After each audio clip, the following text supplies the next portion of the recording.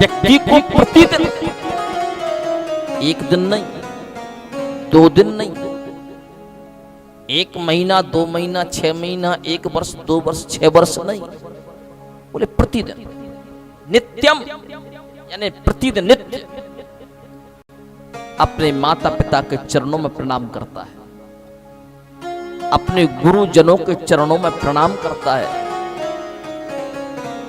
बोले उस व्यक्ति के जीवन के 4 साधन हमेशा बढ़ते रहते हैं।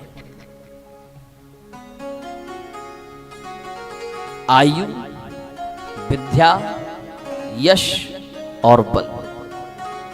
लोग कहते हैं ना बार बार क्या प्रणाम करना, माता पिता घर में ही तो रहते हैं, क्या पैर पड़ना।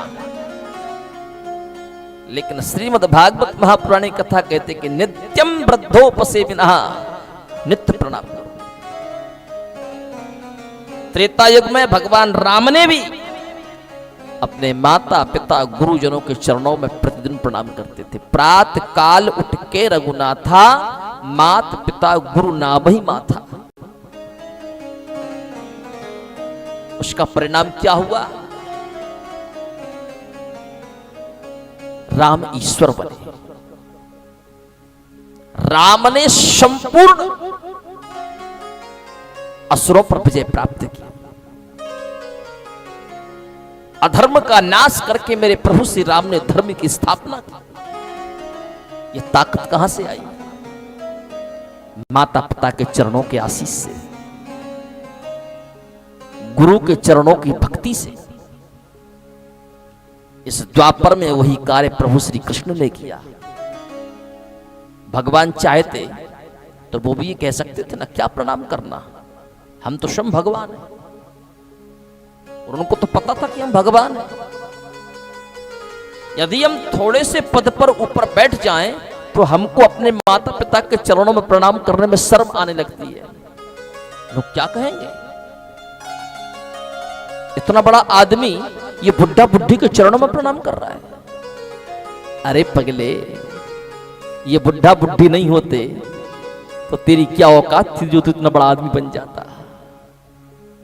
ये सारी दुनिया जो तू देख रहा है ना, ये बुढ़ा बुढ़ी की ही देन है।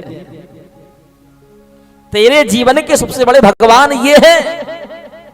उस भगवान को तो तूने नहीं देखा, लेकिन इस दुनिया में तुझे लाने वाले जो प्रत्यक्ष भगवान हैं वो तेरे माता पिता हैं।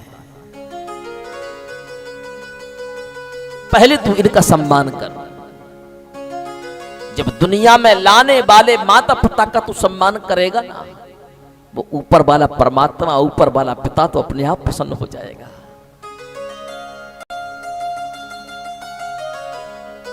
इसलिए प्रतिदिन माता पिता के चरणों में प्रणाम करो।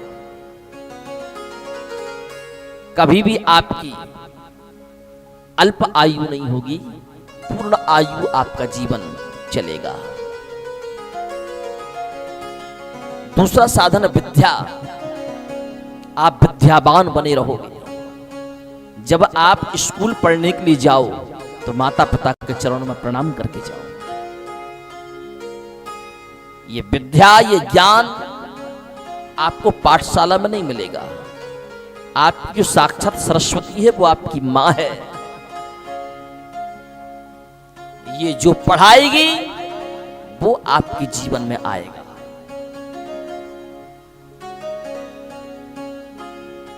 वो तो सिर्फ एक निमित्त है, संस्कार यहां से मिलते हैं। तीसरा साधन है यश। यदि आप अपने माता पिता के चरणों में, गुरु के चरणों में प्रतिदिन प्रणाम करोगे, आपका चारों तरफ यश ही यश होगा। ये किसका बेटा है? इसके माँ बाप कौन है?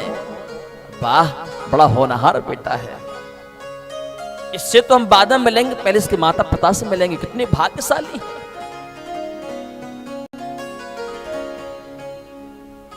पुत्रवती युवती जग सोई, रघुपति भगति जासु सुत होई।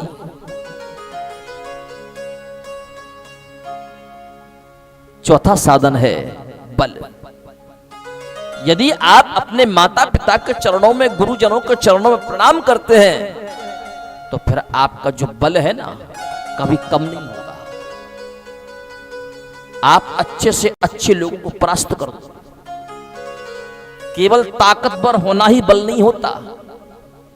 आप में ताकत कितनी भी हो, यदि आप में दिमाग नहीं है तो ताकत किसी काम की नहीं है। सबसे बड़ा बल होता है बुद्धि का बल, सबसे बड़ा बल होता है दिमाग का बल, सबसे बड़ा बल होता है आत्मबल। यदि आपका आत्मबल कमजोर है तो जीवन में कुछ नहीं कर पाओगे। यदि आपका आत्मबल सही है तो जीवन में सब कुछ कर सकते।